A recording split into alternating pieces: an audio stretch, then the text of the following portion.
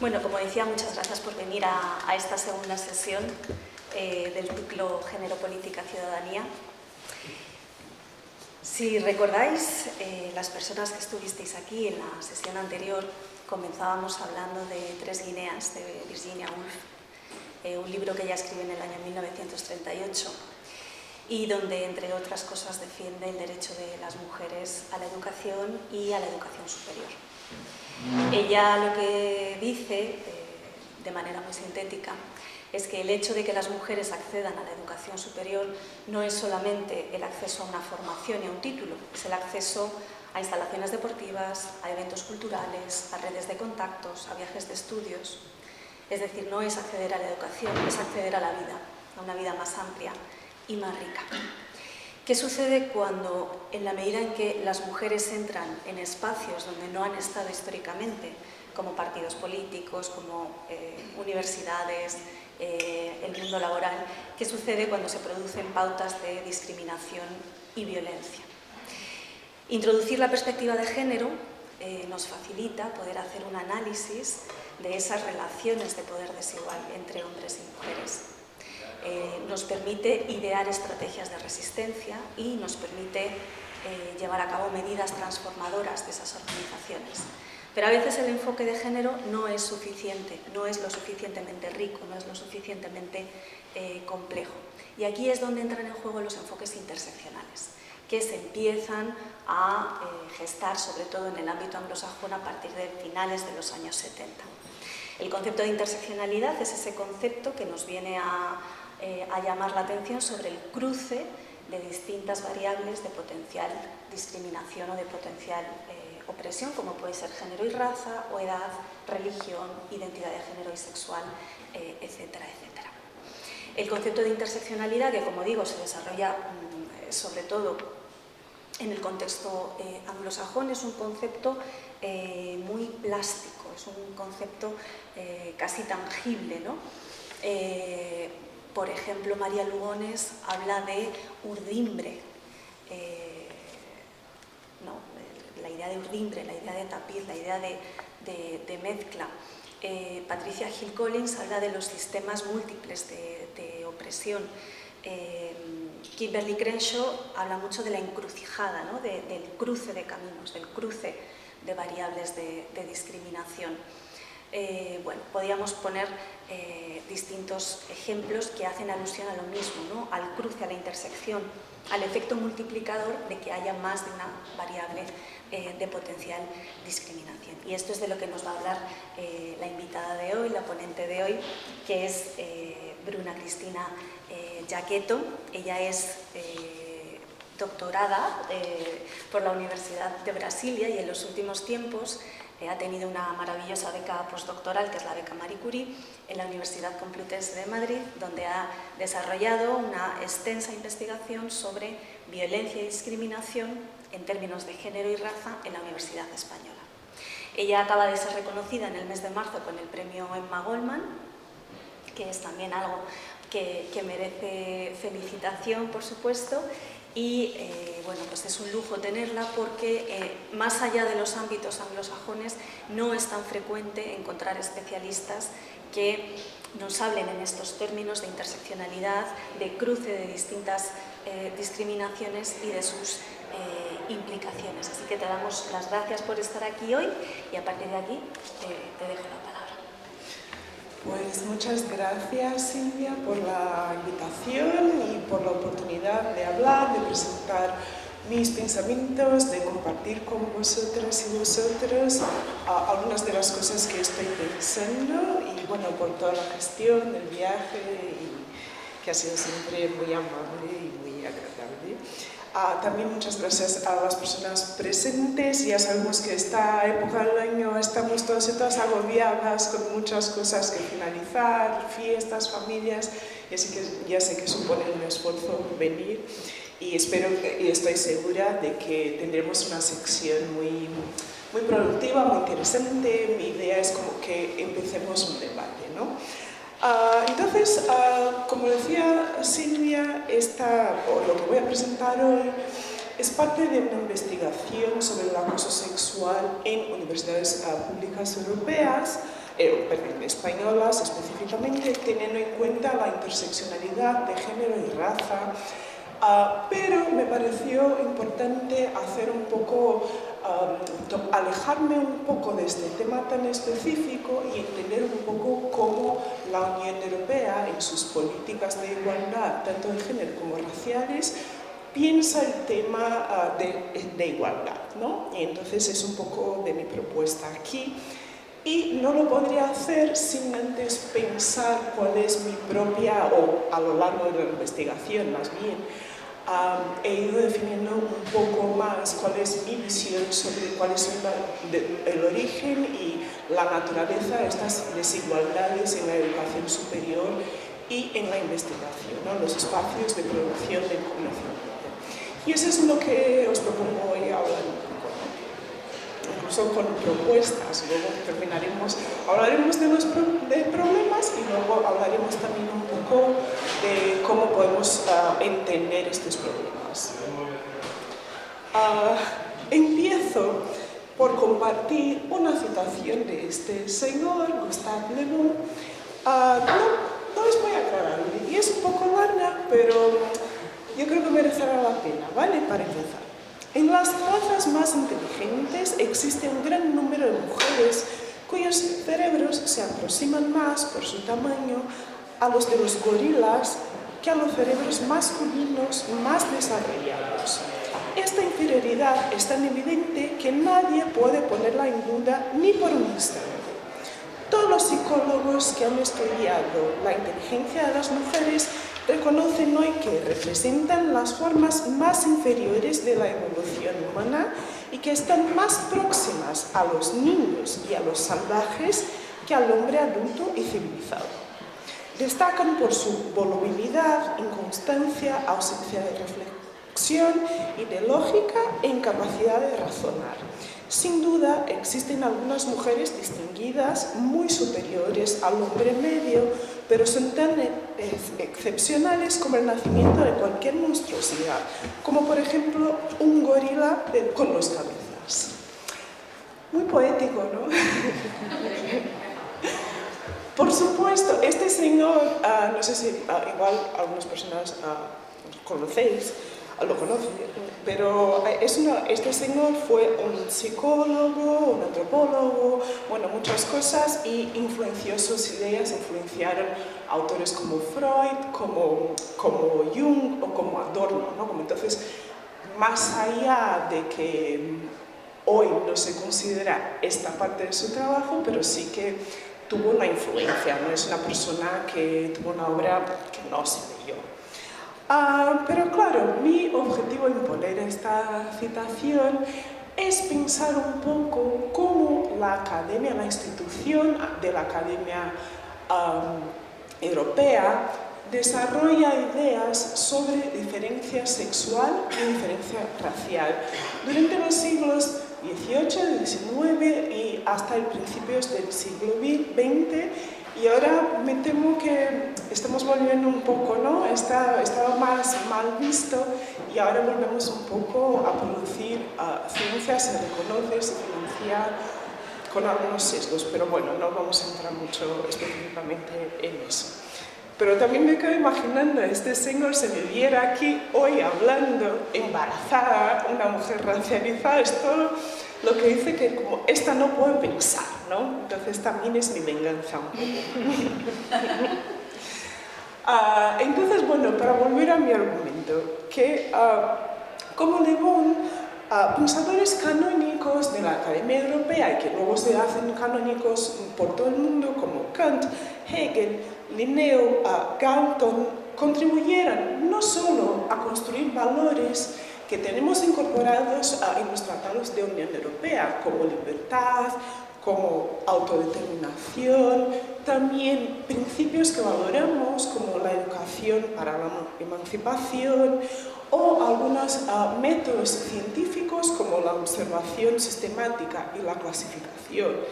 Estos autores y la Academia Europea como institución también, por un lado, formularon y legitimaron ideas modernas sobre la diferencia sexual la diferencia y las jerarquías basadas en género, y también son las diferencias y jerarquías basadas en raza.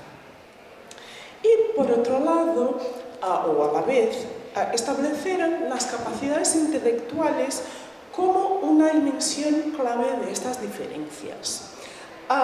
Sus formulaciones, aunque ya no tienen crédito, no se va a citar eso como algo que se entiende que sea así aún hoy, salvo canales de YouTube. Pero en la academia esperamos que no, o en su mayoría no. Pero estas formulaciones influencian aún la comprensión de quién puede producir conocimiento y quién no.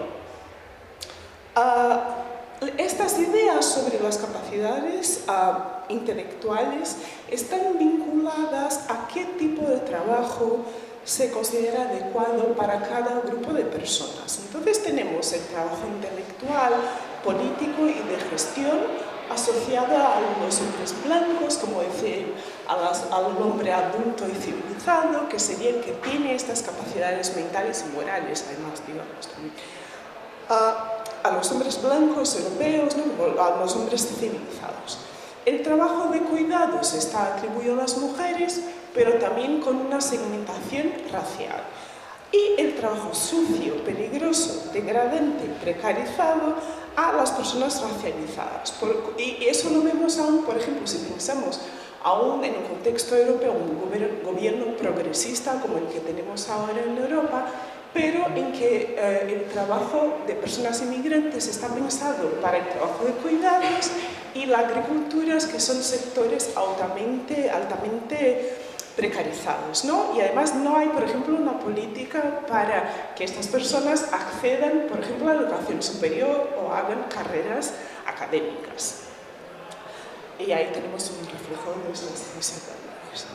Pero bueno, esto estamos hablando de una manera general, de ideología, ¿no? De ideas, pero ¿cómo se refleja eso en la academia, ¿no? ¿Por qué tratar de eso?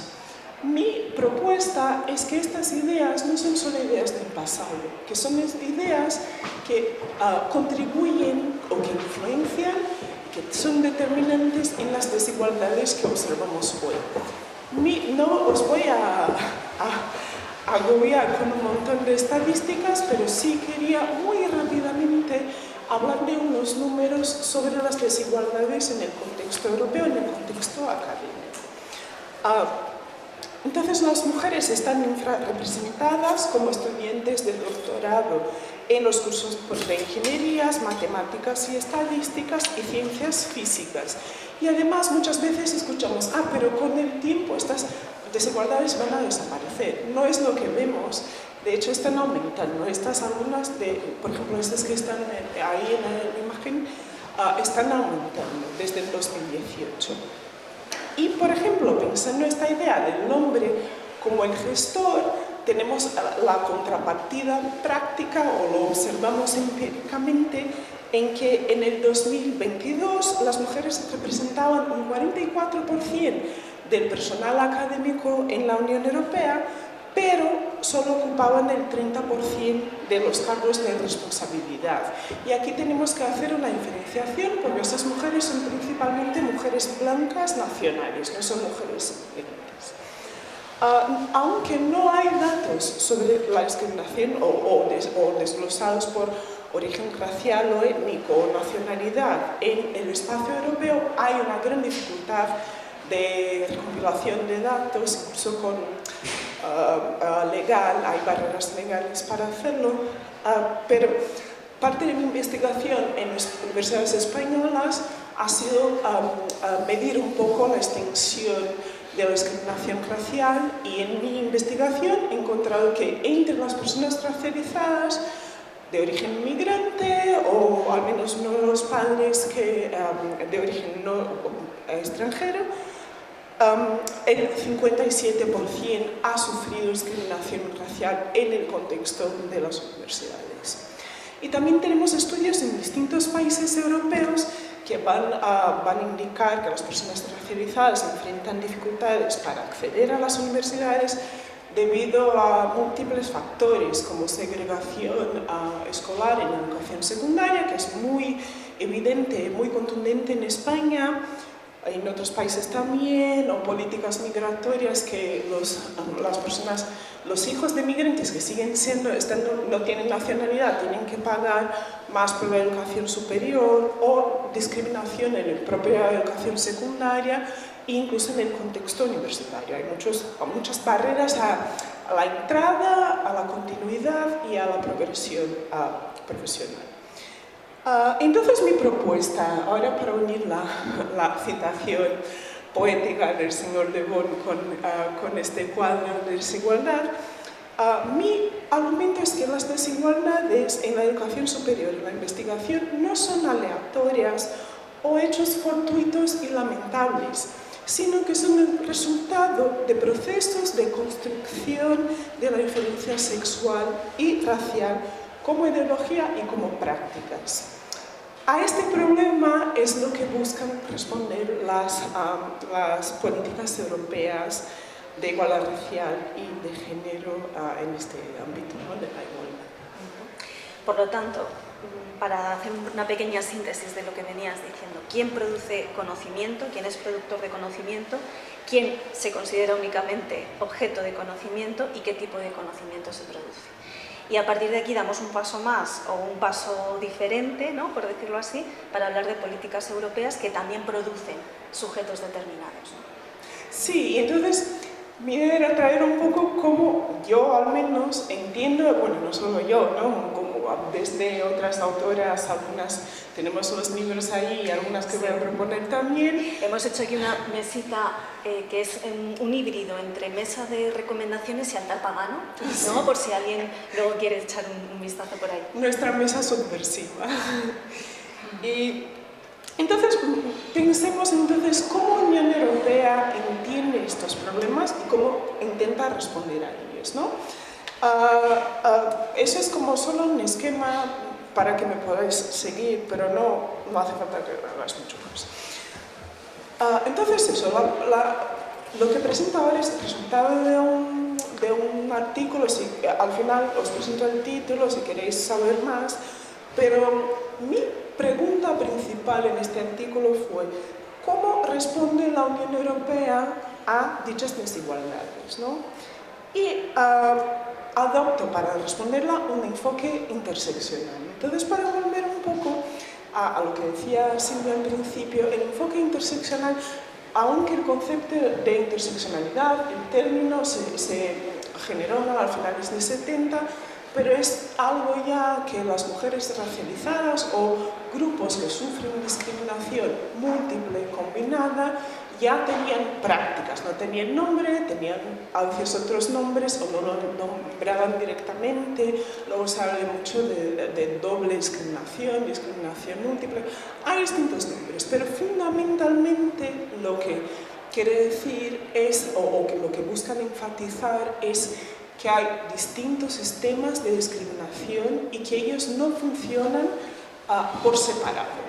Y de hecho, mi objetivo también con la citación del señor Le Bon es que podamos ver que la construcción de estos sistemas tampoco se hace de modo separado. No se construye, aunque es una metáfora, Patricia Hill Collins va a hablar de la interseccionalidad como una herramienta, ¿no? Entonces, muchas veces lo pensamos como un cruce, pero este cruce no es el proceso histórico, no es un proceso histórico de construcciones por separado que se encuentran, sino articulaciones comunes. Entonces, vemos, por ejemplo, como en la citación de Le Bon, vemos que la construcción de las diferencias en jerarquías de género y raza se basan en una comparación con animales y niños, pensados como un estadio anterior de desarrollo que el estado final solo lo puede alcanzar, en teoría, el hombre blanco adulto, ¿no? Y como los animales y niños serían una etapa anterior, tanto las mujeres como los salvajes o los grupos racializados están asociados ahí. Entonces, esta característica de inferioridad, incluso mental, moral, física, está pensada de manera combinada, ¿no? Y de manera paralela, muchas veces con analogías, y eso se refleja incluso en el lenguaje que se emplea, ¿no? Desde ahí propongo la necesidad de utilizarse un enfoque interseccional. También no voy a entrar mucho en eso porque podría estar hablando mucho y es más complejo y me alargaría mucho, pero la diferencia sexual muchas veces está pensada también como una característica de superioridad o de la civilización o de los grupos blancos, ¿no? Eso quiere decir que, por ejemplo, en otros momentos, ahí en este siglo, cuando la desigualdad de género estaba pensada como un avance, entonces es pensar, no, aquí nosotros sabemos el rol de la mujer y el rol del hombre, entonces por eso somos más desarrollados. En los salvajes, por ejemplo, las mujeres no cuidan bien, no saben cuidar a los hijos. O entonces, ahora como vemos lo que se llama femonacionalismo, ¿no? En el debate académico, vemos que los grupos racializados están pensados como incapaces de producir la igualdad de género, en contraposición a Europa, por ejemplo. Bueno, no me lío más ahí. Y otra razón para adoptar un enfoque interseccional es que no todas las mujeres y no todas las personas, otros grupos de minorías sexuales, somos personas blancas. Y entonces lo que hemos visto de otras experiencias, de muchas múltiples experiencias, es que las políticas de la igualdad de género, cuando incorporan una invisibilidad racial y de otros sistemas de discriminación, muchas veces contribuyen para el aumento de las desigualdades entre las mujeres o entre grupos de mujeres que sufren, entre las mujeres que solo experimentan discriminación por género y mujeres y minorías sexuales que sufren otros tipos de discriminación a la vez, o discriminación interseccional y múltiple, como prefiero llamar. Y muy rápidamente, para hablar un poco de la metodología, yo lo que hice, no hice un análisis de la implementación o un análisis o una evaluación de las políticas, ¿no? Si se logran los objetivos o no. Lo que hice fue un análisis crítico de marcos interpretativos, o sea, mi objetivo es entender cómo se plantean los problemas y cómo se plantean las soluciones a estos problemas, ¿vale? Entonces es un análisis discursivo más que concretamente material. Es justo, este es un poco los resultados, ¿no? Entonces, aún no, llegaremos, pero solo muy rápidamente os quería comentar sobre el mandato de la Unión Europea. Entonces, la Unión Europea no tiene, la educación superior su mandato tiene limitaciones, entonces lo que puede hacer más es apoyar, sugerir mejores prácticas, también algún tipo de financiación, intenta influenciar a los sistemas educativos nacionales, ¿sí? Pero sí que tiene una capacidad de influencia, por ejemplo, con el Fondo Social Europeo. En la investigación este papel es más significativo. Por ejemplo, tenemos el Horizonte Europa, que todos conocemos, que invierte ahí muchos millones de euros en investigación.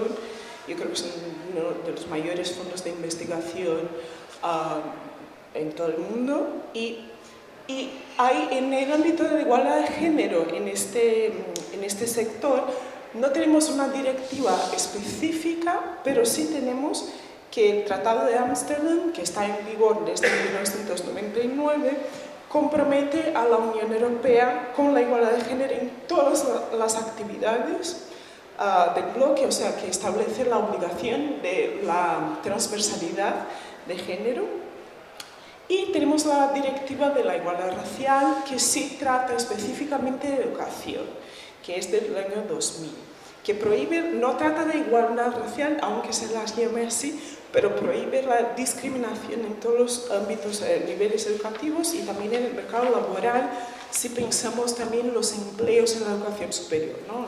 La carrera académica. Entonces también sería una transversalidad de la igualdad racial, o al menos de una mirada antidiscriminación. Y bueno, entonces aquí llego al análisis, ¿no? Entonces, ¿cómo se plantean los problemas y las soluciones en cuanto a raza y en cuanto a género y en cuanto a raza?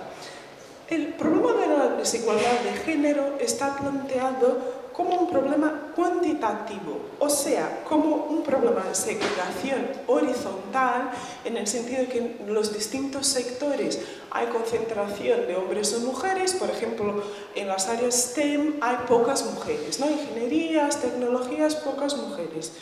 Matemáticas y en ciencias humanas, por ejemplo, hay muchas mujeres. Entonces, este desequilibrio, pero también como una desigualdad vertical, pocas mujeres o menos mujeres en posiciones de decisión, en los cargos más avanzados, ¿no?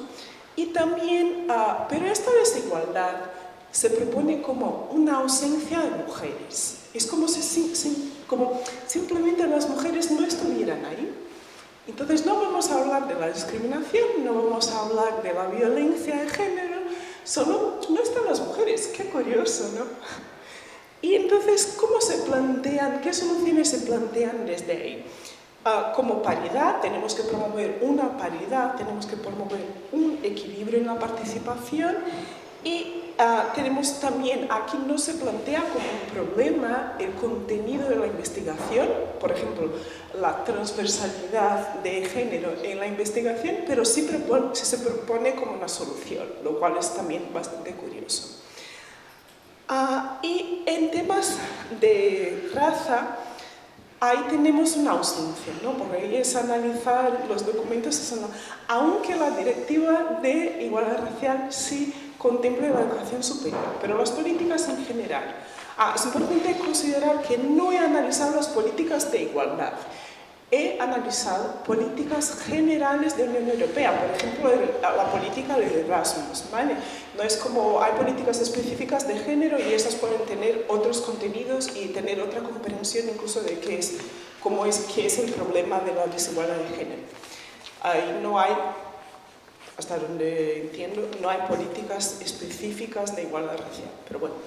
Entonces, en estas políticas más generales, aunque el tema de la igualdad racial la propuesta sea de transversalidad, no están. Y cuando están, hay un problema de cómo nombrar, porque están nombrados de formas distintas en distintos documentos.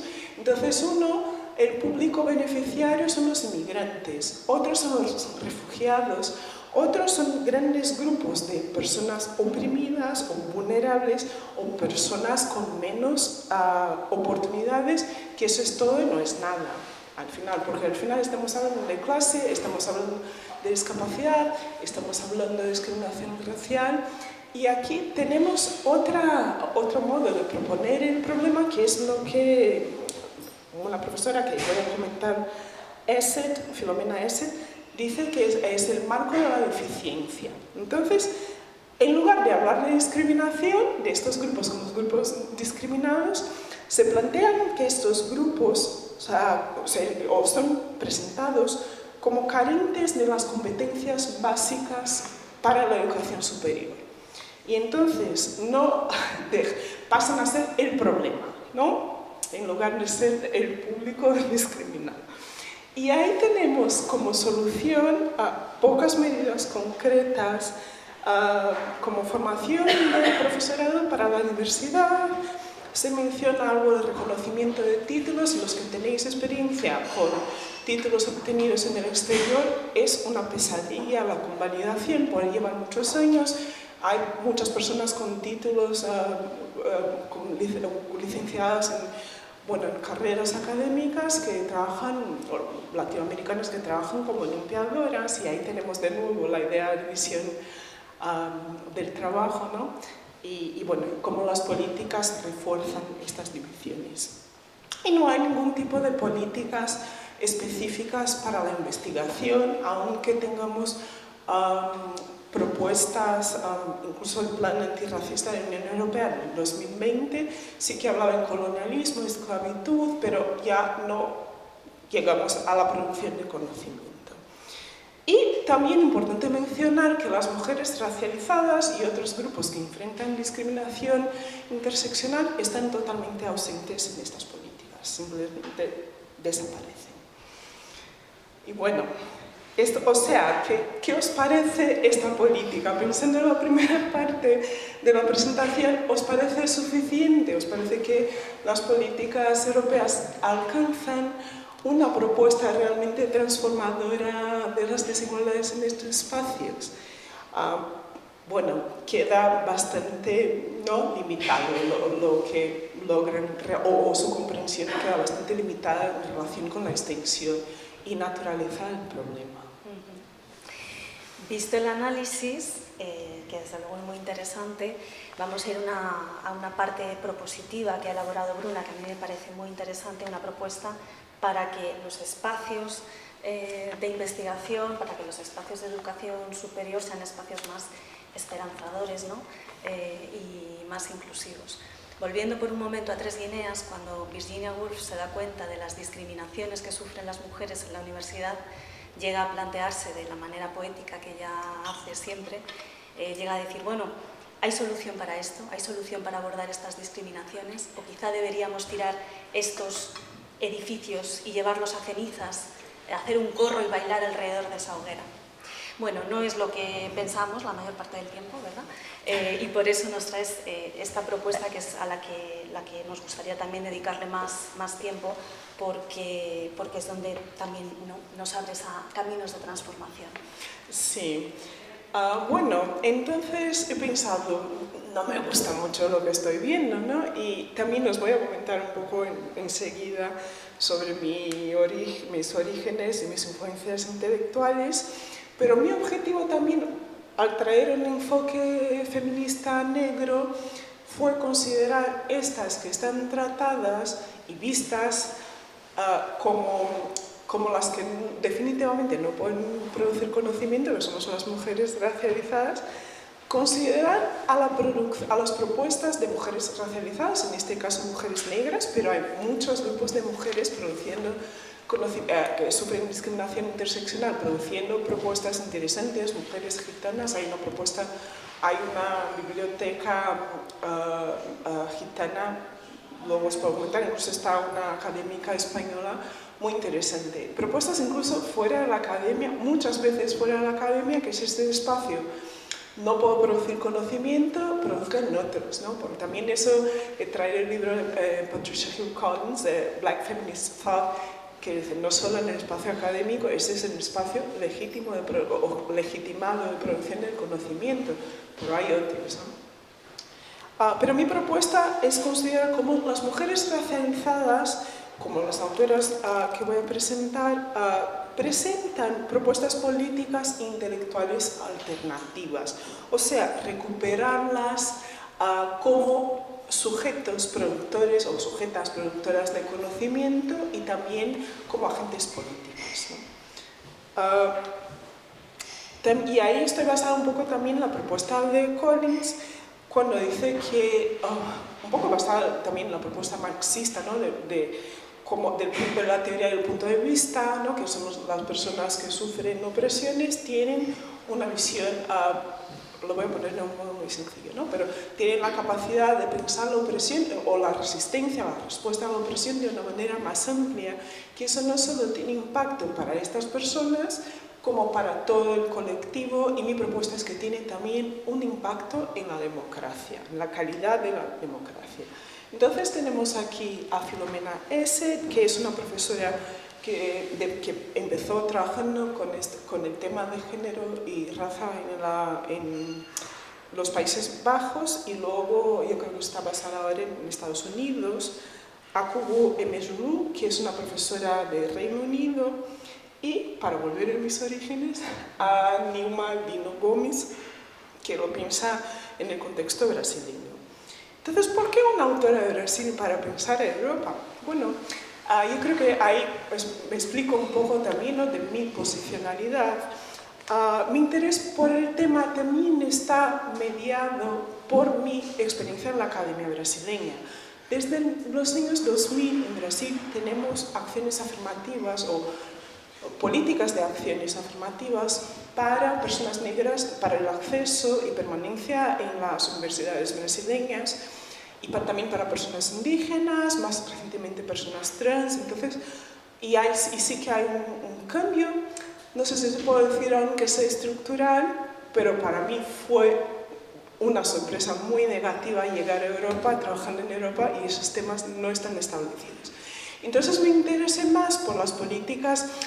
También hay eso, ¿no? Como hay un poco, yo digo, hay un poco de karma, porque yo decía, en Brasil hay muchos estudios sobre políticas afirmativas, educación superior, y yo, no voy a estudiar educación superior. Bueno, años después, aquí estoy estudiando educación superior. Pero estas políticas en Brasil son el resultado de las luchas del movimiento negro desde finales de la dictadura, ¿no? Como cuando la dictadura militar ya hubo más como espacio para la rearticulación de la sociedad civil. Entonces tuvimos ya propuesta, el movimiento negro siempre tuvo, el tema de educación siempre tuvo centralidad, pero desde entonces se propone la educación como una herramienta de transformación de las desigualdades, ¿no? Incluso de la desigualdad racial. Entonces quería reconocer con la inclusión de Newman, quería reconocer que tengo la influencia de estos, son estos los marcos, como el movimiento negro propuso otra interpretación del lugar de la educación y de la producción del conocimiento, que quería reconocer como que influyen también en mi trabajo, en mi manera de abordar el tema. Y mi propuesta es que es un enfoque feminista negro alarga y profundiza la definición de desigualdad, principalmente al introducir el tema del poder, ¿no? Y por consecuencia mejora también lo que pueden ser nuestras propuestas de solución. Entonces os quería presentar desde el trabajo de estas autoras cuáles son las dimensiones de las desigualdades de género y raza en la educación superior y hacer un poco de contraste con las propuestas de Unión Europea, ¿vale? Entonces, vamos a hablar aquí de cuatro dimensiones principales, ¿no? La primera es de la participación. Entonces ya habíamos visto con la Unión Europea que tenemos brechas de representación, segregación horizontal por área, ¿no?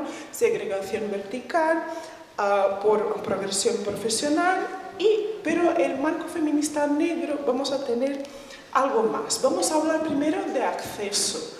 Las personas llegan a este espacio, porque no es suficiente solo cuestionar cuáles son las relaciones de desigualdad hay dentro de las instituciones.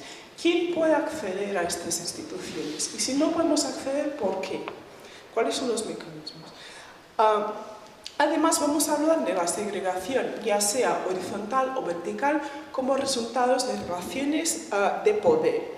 Entonces, estamos hablando de racismo, sexismo, colonialismo y también de la interseccionalidad entre sus poderes. No estamos hablando de algo que pasó sin que, no sabemos qué pasó, de repente hay menos mujeres. Como decía una vez en una presentación, desafortunadamente hay pocas personas negras. Ya, será por casualidad, ¿no? Luego tenemos la dimensión del contenido, ¿no? Que en la Unión Europea hablábamos algo de investigación, de transversalidad de género en la investigación y raza totalmente ausente, y aquí va a ser central. En la obra de estas autoras van a hablar del currículum, entonces quiénes son los autores y autoras que proponemos en los programas, quién está y quién no está, por qué no está, qué tipo de conocimiento se produce, quién tiene voz, quién no tiene voz, las experiencias que se ponen en el centro. Incluso también aquí tenemos un enfoque interseccional, lo voy recordando siempre para que no quede o género o raza, ¿no? Discriminación. Entonces, las políticas europeas, la antidiscriminación se habla principalmente en el contexto del género. Pero, y también, como os he dicho, la desigualdad racial se propone en este marco de la deficiencia de los grupos discriminados, como si fuera un fallo suyo, ¿no? Y en la propuesta del feminismo negro, esta dimensión aborda la desigualdad, de otro modo, como las universidades se ven como instituciones que están marcadas por el género, que son racializadas, que producen y reproducen desigualdades de género, raciales, socioeconómicas y otras de forma incluso integrada e interseccional. Y la última... es que está aquí. Ya está, para vosotros. La última dimensión de que quiero hablar un poco más es la dimensión del imperativo democrático, de la igualdad, de la producción del conocimiento como un imperativo democrático. Y eso es fundamentalmente, las autoras europeas también lo proponen, no quiero decir que no, pero como en Brasil se ha construido como políticas públicas, es el argumento que fundamenta la proposición de políticas, ¿no? Entonces ahí es donde yo lo entiendo que está más desarrollado.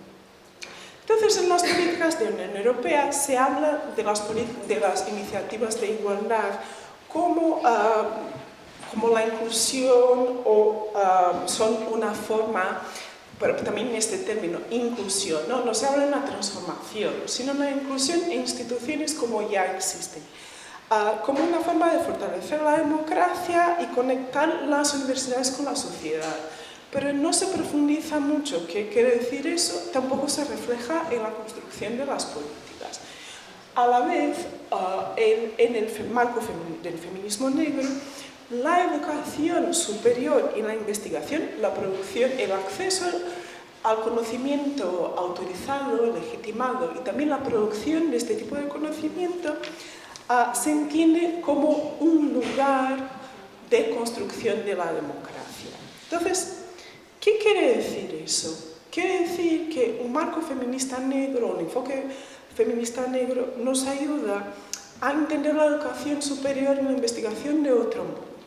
Entonces, hablar de igualdad en la educación superior y en la investigación es clave porque estos espacios no son instituciones, no se entienden como instituciones neutrales, sino que las universidades y los centros de investigación se entienden como influyendo directamente en quién tiene acceso a oportunidades, derechos y recursos. O sea, cómo en un sistema democrático podemos acceder, o quién puede acceder a bienes y recursos, ¿no? Y oportunidades. Por ejemplo, a través del tipo de empleo a los que se puede acceder o de quién puede producir y transmitir conocimiento. En estos espacios se decide qué conocimientos se consideran válidos y qué voces tienen autoridad.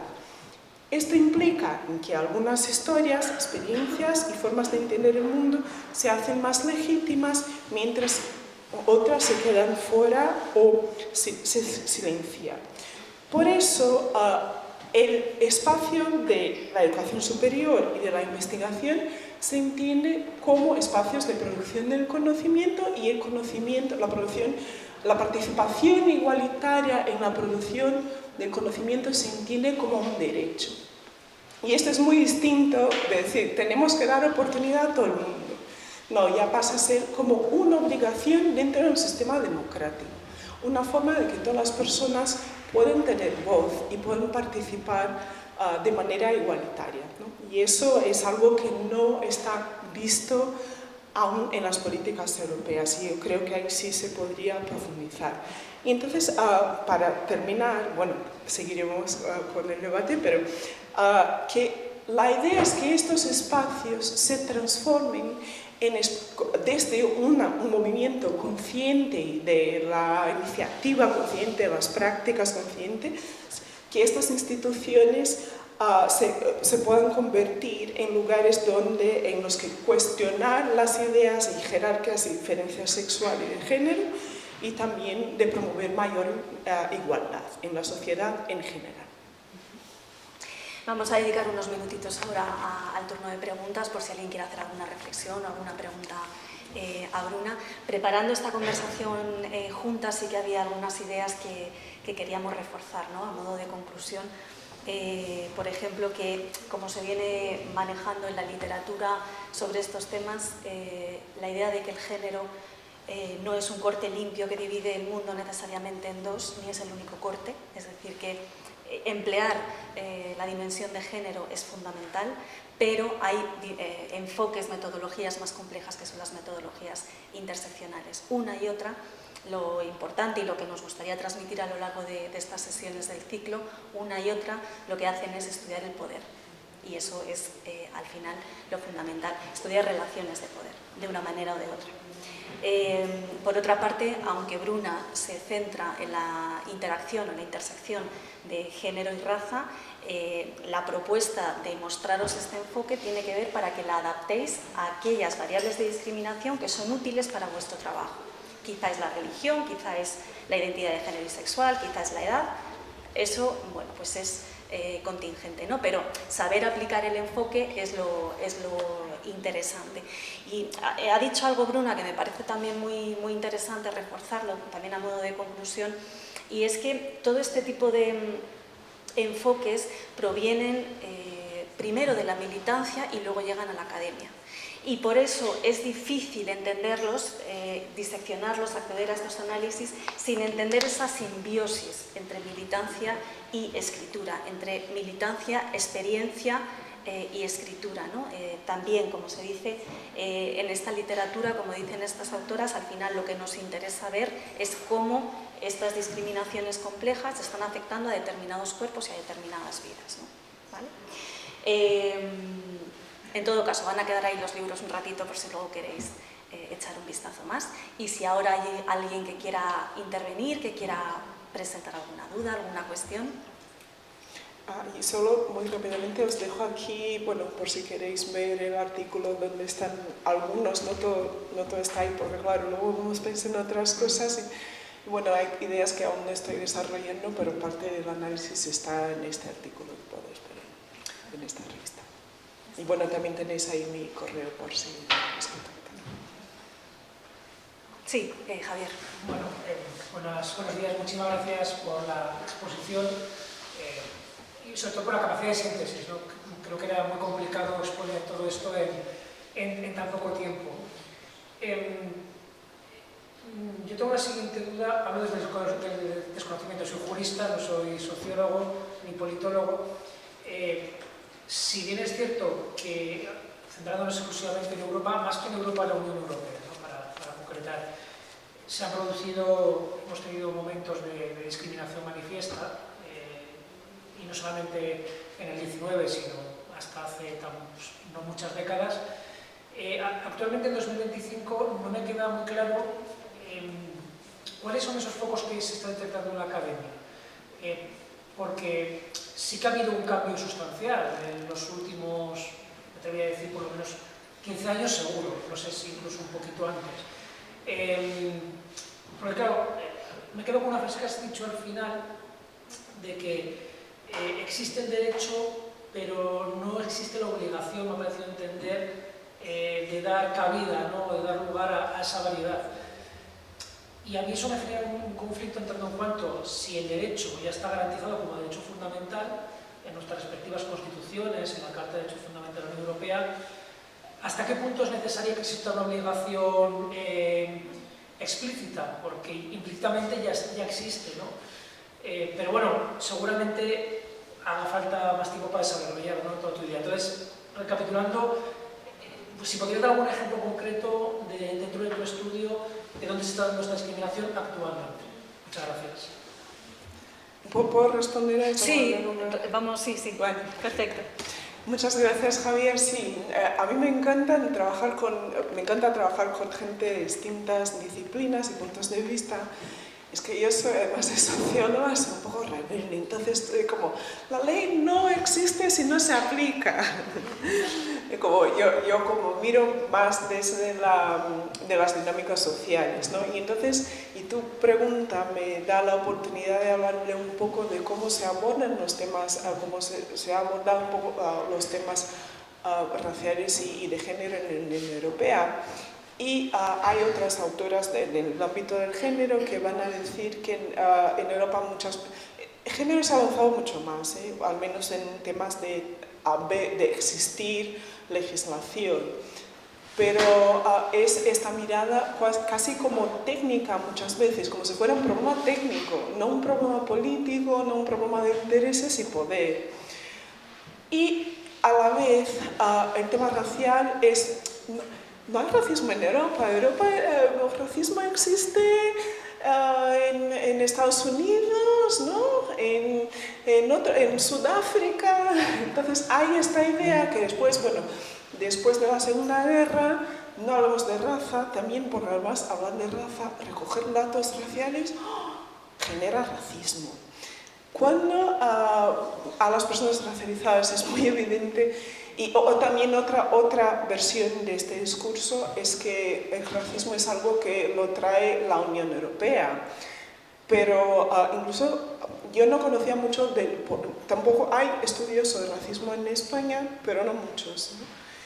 Y no es como en Brasil, es un campo de estudios, bueno, por múltiples razones que no voy a entrar aquí, por si no también me voy a alargar, pero luego es como en España hay como un tipo de barniz en otros lugares de cosas que las personas saben que no pueden decir, que en España no ha llegado. Entonces, muchas veces, incluso en contexto del aula o dichos, ¿no? Como se dicen cosas bastante, obviamente, racistas, que a muchos extranjeros... Una vez he leído en estas páginas de Reddit, que esta es como, no, es como en los años 50, el racismo en los años 50 en España, porque se dicen cosas que en otros lugares, a la gente de otros lugares, como, aunque lo pienses, no lo puedes decir.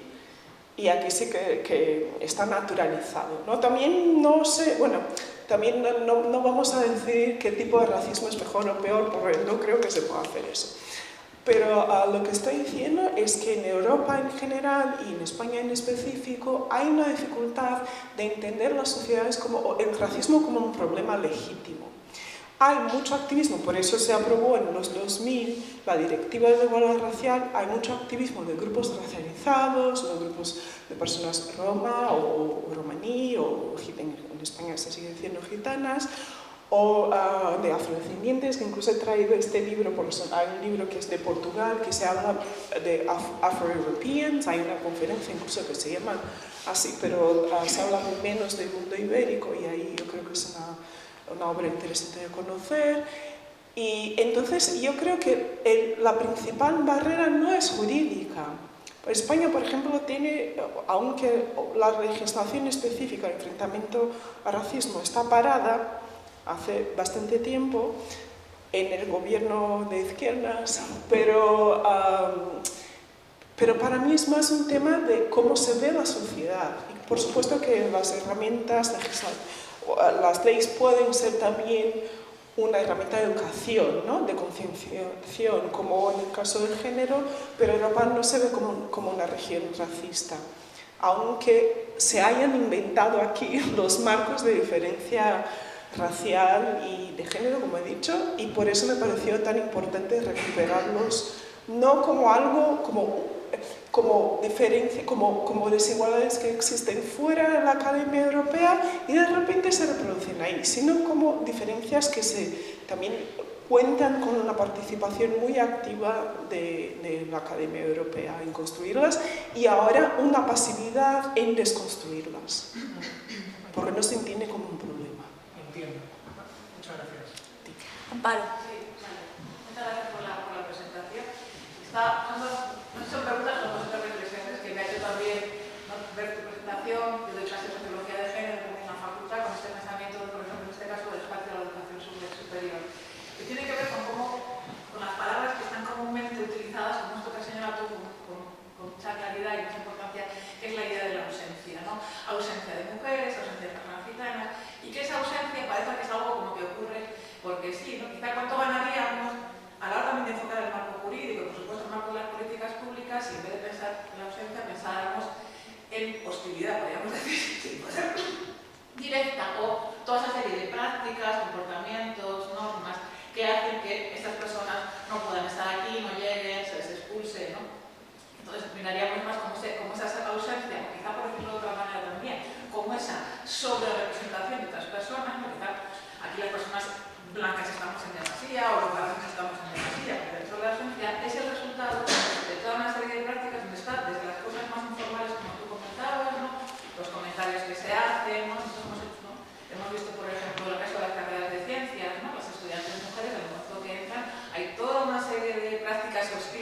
mayor y menor intensidad, que le recuerdan que ellas no deben estar así.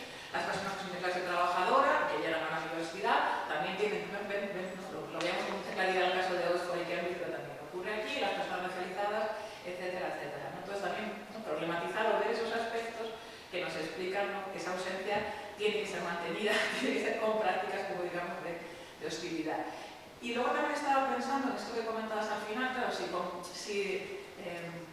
reconocemos y subrayamos ese aspecto de derecho a la educación y derecho a la educación superior, también podemos problematizar otras situaciones que normalmente no conocemos, como por ejemplo los números clausus, o que la oferta de plazas públicas en la universidad no cubra todas las personas que demandan. Ya, no solamente el hecho de que haya gente que no pueda venir porque han sido ya, digamos, excluidas hostilmente antes, sino que no puedan responder a ella, ¿no?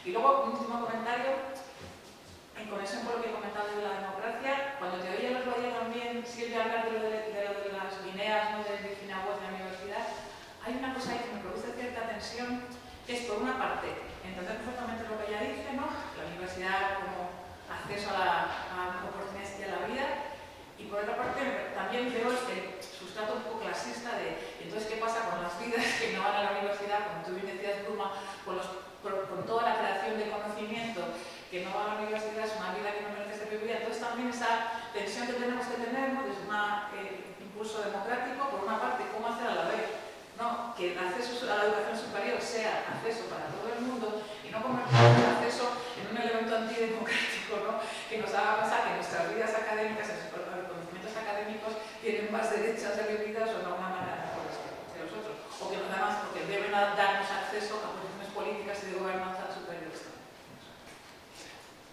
Bueno, sí, como brasileña pensando incluso, bueno, dos cosas. Uno, a Paulo Freire, que no, como que es como una influencia también que cada vez más, al llegar a la Academia Española, necesitamos Paulo Freire. Paulo Freire en el aula. Porque veo como a mí me resulta muy curiosa esta diferencia, incluso en la relación con los estudiantes, que claro, es una diferencia cultural también, ¿no? Pero yo en Brasil me veo como más cercana a los estudiantes, porque yo creo que eso está muy incorporado como una metodología, incluso, ¿no?, de parte de todos los profesores. No, la academia sigue siendo muy elitista en todos los lugares, pero bueno.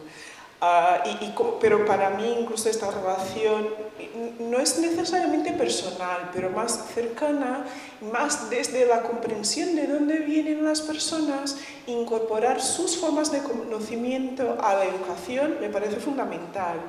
Y yo creo que aquí muchas veces, yo no he hablado directamente de eso, pero lo que también lo que has comentado me abre el espacio para comentar que hay estoy ahora desgranando más la parte más caritativa de mis estudios y veo que hay como una idea muy civilizatoria, ¿no?, principalmente de personas racializadas en la Academia Española, que esas personas no saben nada, como estaba diciendo, este marco de la deficiencia, y entonces les tenemos que meter contenidos porque lo que aprendió en la Academia en Brasil no es nada. Y aunque, ¿sabes? Bueno, una entrevistada incluso me decía, tenemos que validarnos constantemente, que tengo este título, que he tenido esta beca. Y a mí me pasa mucho también, bueno, también como las feministas negras proponen, yo también incorporo mucho en mis experiencias en la academia en Brasil y aquí en mi trabajo, ¿no? Pero sí, yo creo que la propuesta general es pensar esta relación entre poder, producción del conocimiento y cómo eso se puede plantear desde el punto de vista de nuestras democracias, ¿no? ¿Qué es la producción del conocimiento? ¿Es algo que queremos mantener como algo específico de un sector específico que solo la idea del genio, ¿no? Yo digo, el genio, que es este hombre blanco que se le vienen todas las ideas a la cabeza a la vez y además tiene muy poca experiencia del mundo social, natural, por lo tanto se le viene a la cabeza.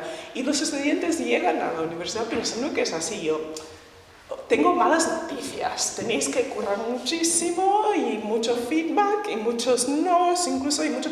Como la ciencia también se hace en la interacción, por definición es una actividad social, ¿no? ¿Y cuál es el proyecto de conocimiento, de producción del conocimiento que queremos? Y bueno, para volver, que me perdí ahí, pero hablaba al principio de pueblos indígenas. Ahora, con todo el tema ambiental, como también hay mucho extractivismo académico, ¿no? Que vamos, seleccionamos una partecita, hacemos nuestros nombres con conocimientos de pueblos que están ahí dominados y les dejamos en la misma situación de explotación y ahora explotación intelectual.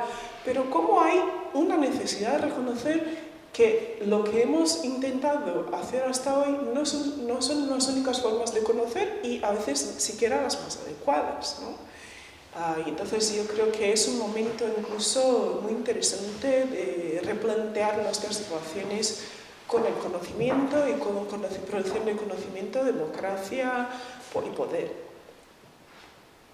Vamos a cerrar con tu pregunta, os pido concisión porque tenemos la copa a la espera. No, simplemente, bueno, agradecerte, Bruna, ha sido muy interesante toda tu charla, tu exposición de ambas.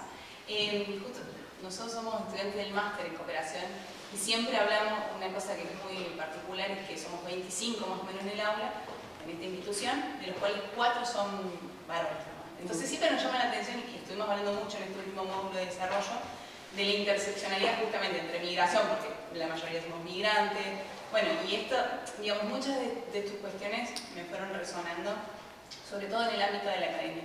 Y para hacerte la pregunta concreta es que vos puntualmente dentro de los problemas y soluciones hablabas de lo discursivo, preguntarte si tenés esto, si hay unos ejemplos dentro de tu investigación como, si se pudiera decir algo así, faros de luces, ¿no? De quizás ciertos países saliendo de la Unión Europea, que lo tengan un poco más incrustado, digamos, dentro por lo menos de lo discursivo, más allá de lo accionario. Bueno, sí, tenemos, bueno, yo tampoco, antes de todo soy socióloga, entonces como esta idea, es que siempre, yo es lo que digo, tengo una mente muy inquieta, entonces voy de un problema a otro, yo digo, ay, madre mía, cuando propongo becas, porque te piden coherencia, además, yo, pero no tengo coherencia, tengo inquietudes. Y voy como, problema, luego me deprimo, es como, no, vamos a la solución, luego me deprimo también, bueno, vamos al activismo a ver si encontramos soluciones, ¿no? Pero yo, entonces, no, para decir que no soy como una experta en distintas políticas de igualdad en distintos países, yo lo que te puedo decir es que he estudiado más son las de Brasil, y que sí hoy veo en este gobierno, y me costó venir a Europa para hacer como la comparación, hay como, al menos en la teoría, ¿no? Ya no te digo en la implementación, por eso sigue siendo muy difícil, pero una comprensión de la necesidad de expansión de la interseccionalidad en la política, ¿no? De operacionalizar la interseccionalidad en la política.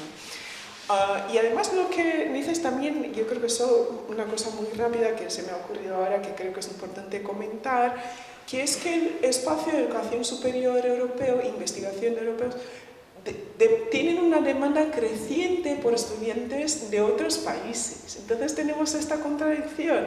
Por ejemplo, un día me invitaron a dar una clase en el doctorado, y cuando llegué ahí eran principalmente estudiantes latinoamericanos. Y esto me ha sorprendido mucho, porque yo he pensado, ¿dónde están los estudiantes, los latinoamericanos y latinoamericanas en los puestos académicos? Que somos poquísimos, bueno, somos, ¿no? Yo soy postdoc, no tengo como un puesto estable. Y entonces, estos cortes, entonces también eso, ¿no? Cómo se plantea, hay una necesidad de estudiantes, hay una necesidad de financiación, esta gente paga más además, pero no se incorpora a estas personas, a nosotros, como agentes del conocimiento, sino personas que vienen a civilizarse. Entonces, bueno, ha sido un placer estar aquí para compartir todas mis inquietudes, que ya veis que son muchas, y para intentar compartir mis agobios para que estéis también agobiados conmigo, no me voy a agobiar sola.